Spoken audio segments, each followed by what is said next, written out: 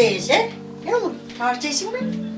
Canım, ana, memnunaya. Masaya böyle de. Ay ay. Ana kişi kıh. Sultan ay ay. Sultan ay ay. Çay içip kalaskanın üstünde versen tövüp çaçıp jarım ele jerde kalat.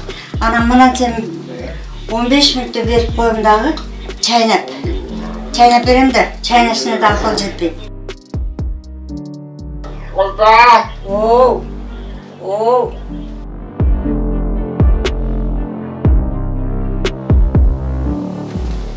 Ana. Ana ki Sultan ay ay. Mana jetmen. Bayağıday kötörüp barıp жыңалаштык. Анан кийин жуунтуп, чайкап, ачып полотенцесин. Башка кийим кийгизип, тырмактарын алып, аяктарын тургузуп коюп анан жай берем. Неберем эми туулганда ушундай туулганда. Туулганда bunday балдардыкы туулганда сразу билинбейт. Кийин анан кийин бир башын кармап, белин кармап неметкенде, ошо башын кармабай, белин кармабай калат. Ошондон билинип, анан дарыгерлерге барсаң анан кийин диагноз коюшат да. Ошентип кармабай калгандан кийин алып барсак анан кийин ДЦП деп диагноз коюшкан. Анан кийин массаж кылдык, ояка алып бардык, буяка алып бардык, молдолорго алып бардык, окуттук. Көп жерлерге алып бардык. Бишкекке алып бардык, Челябинскийге алып бардык, Анжижанда 10 күн дагы массаж алдык. 2 жолу 2 путуна $250 бир жакшы дары бар экен, басып кетет дегенден ол жака да алып барып келдим. Эми бар жогун кылдык да, аракет кылат экенсиң да балаң болгондон кийин. Баары баягы үмүтүң үзүлбөйт экен. Эми бирок эч бир жылыш болбоду. Ошо боюнча калды. Анан ояка буяка алып бара берип, өзүм деле чарчадык. Папасы, мамасы деле ошо папасы Челябинскке алып барды эле. Мамасы ояк буяка алып барып жүрдү. Анан кийин олор иштеп, будан кийинки укалары кичине да мен карашка туура келди. Эми 10 жылдан ашык мен карап атам. Ошондо канча 7 жашынан тартып да мен карап атам. Эми Кудайга шүгүр, ого чейин мамлекет 1000 сом эле берсе эле, самын памын баягы жалайык балайык жууганына эле кичине жетчү эле. Кийин анан мындай кичине кошуп мынтип 4000 болуп калды. 2009-жылы коштошойт. 2009-жылы. Эми бар жогу аста-аста болуп атат, бирок булардан керектүү нерселери көбүрөөк болот экен да. Мына чоңойгон сайын ана памперсти бир күндө 5-6 жолу алмаштырасың. Азыр эми бир эле взрослый памперс тагат да. Бир эле памперс где-то бир 50 сомго жакын болот.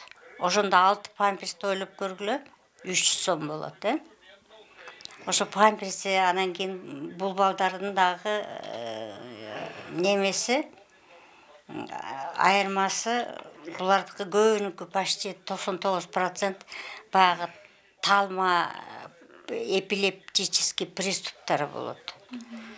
Ошого эми дарыгерлер дары жазып берет. Баягы ОМС боюнча 50% төлөнөт, кээбиркиси 100% төлөнөт. Анча-мынча керектүү дарыларын өзүбүз да сатып алабыз. Эми внезапно бир температурасы көтөрүлүп же ич өтүп дагы бир нерсе болсо, өзүбүз сатып алышка туура келет. Анан кийин дагы өкмөткө рахмат. Баягы Сооронбай Жээнбеков барында ассистенттерге как помощь кылып 4900 сом төлөдү. Ошо болсо дагы кыйла жеңилдик болот экен. Рахмат, эми кичине сабыр кылсаң Сабырдың алты сары алтын дейді. Сабыр қылсаң, мына Садыр Нұрғожаевич деле азыркы президентибиз деле мына азыр 1 октябрдан 50% кошкон атат, кийин январдан 100% кошкон атат. Анан кийин шашылып эле бул мынандай онондой деп неметип эми төлөгөндө деле жүргөнбүз.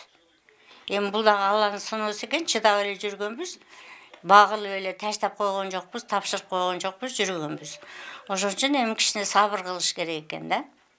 Сабыр кылсак, эми мына onun ортосуна мынандай пандемия болуп, өзүбүздүн өлкөбүздөгү мындай бюджетибиз начарлап, ого да түшүнүш керек. Эми бар жогуна Кудайга шүгүр дейбиз. Эми мындай баланы баккан адамдар гана түшүнөт. Мынандай караганда эмне болуптур, коляскада отурат да, жаткызып койсо жата берет да, отура берет дейт. Буну жуунтуш керек, караш керек.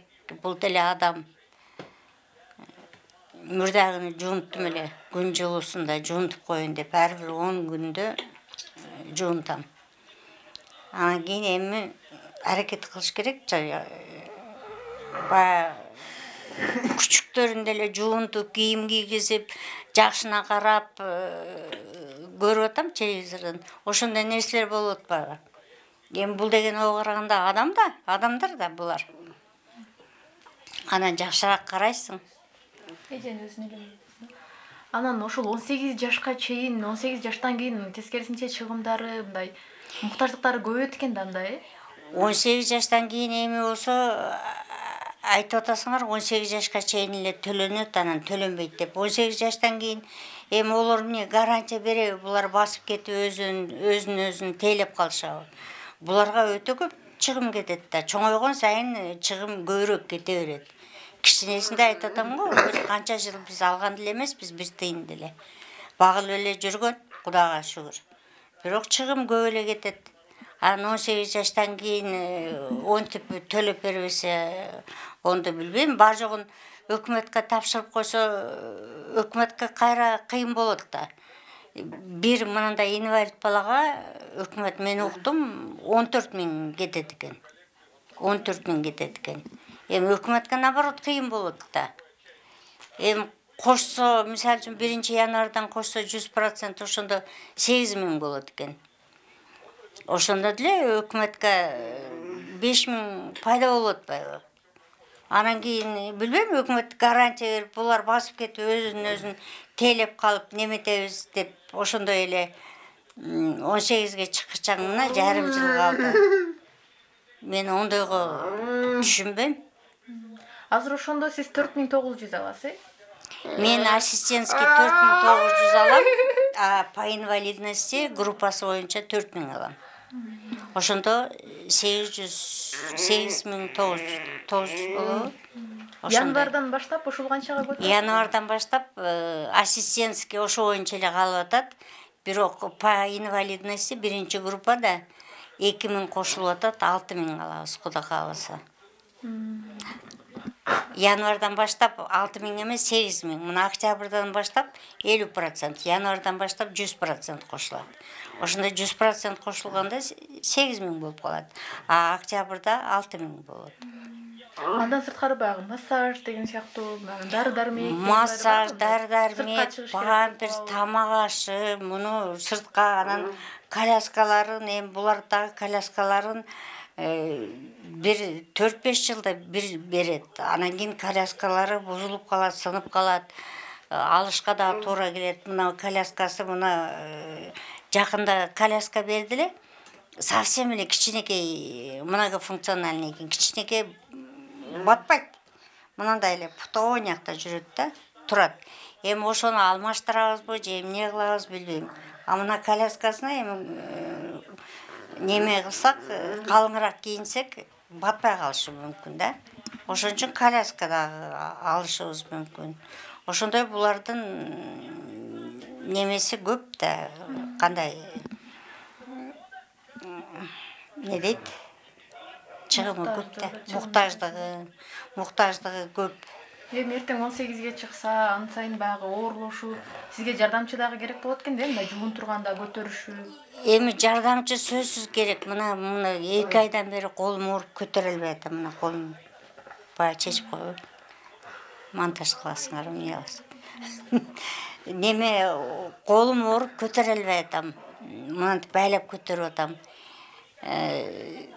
Мага жардамчы керек, бирок жардамчы чыдабайт экен мындай балдарга. Bir жардамчы алсам, былтыр 2 күндөн келе жок эже мен мындай баланы карай албайм деди. Анан көтөрө албайт дагы. Бул оор да. Азыр ана бала көтөрүп көрсүн айтат. Оор. Ана муну жуунтканда дагы жардам бериш керек. Биринчиси, экинчиси Колуңуз ошо көтөрө берип ооруп калдыбы ошондой? лечение алдым 2 жолу, бирок лечение алгандан кийин кичине покой керек эле, кайра көтөрүп, кайра ооруп атат. Түнү менен уктатпайт. Анан булардын уйкусу да аз да. Кечиндеси эртерээк жатат да, эрте менен бүгүн саат 4:30 турдук. Воскресенье, майрамбы, кээ-биркилер уктап алайын дейт, уйкусу жок. Өткөндө врачка айтып, дары жаздырдык эле, ол дарыны берсем деле неме уктабайт, бирок неме болуп калат экен, шалдырап эле жанагы безразличный болуп калат экен, аны бербей койдум, кыйнабайын деп. Жанагы ненормальный окшоп эле башын салаңдатып эле көтөрбөс. А мындай неме жизнерадостный бар жогун неметет, кичине түшүнүгү дагы бар. Бир гана апа дегенди билет. Апа деп турат. Ошентип менин жүрөгүм эзет да бул апа деп. Эми 18 жаштан кийин билбейм, биздин өкмөт кандай деп чечет, кандай мурун кандай болгон. Төлөбөй койсо ондо абдан эле кыйын болот. Ондо ушу биздин Кыргызстанда канча бала бар деди? 30 000. 30 000бү? 30 000ден бар жогун кантип багылат? Азыр продуктта бар жок кымбатталды, же айлык болбосо пенсиябыз деле бир дем эмес. Мисалы үчүн мен канча жыл иштесем пенсияны да түшүнбөдүм, кантип бөлүшөт. Бир 4 жылда эле бөлүп коюшат экен.